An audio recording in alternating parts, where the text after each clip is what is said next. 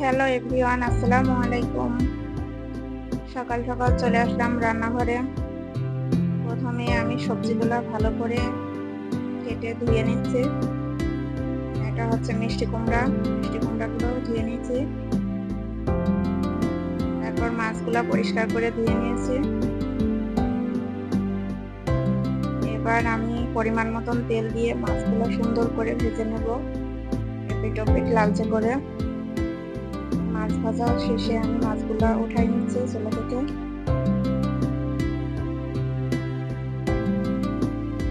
তারপর আমি চলে যাব আলু, শসা আর মাছ কিভাবে রান্না করতে হয় সেটা দেখাবো।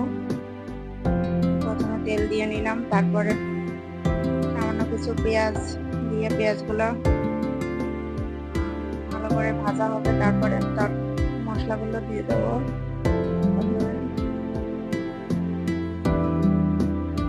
মরিচ, পেঁয়াজ, পরিমাণ মতো জিরা, সরিষা বাটা দিয়ে নিয়েছি, লবণ, হলুদ এগুলাও দিয়ে নিয়েছি। এবার একটু পানি দিয়েছি। মশলাগুলো ভালোভাবে নেড়ে চেড়ে সবজিগুলো দিয়ে দিচ্ছে। মশলা সবজি ভালোভাবে নেড়ে চেড়ে নিয়েছে। তারপর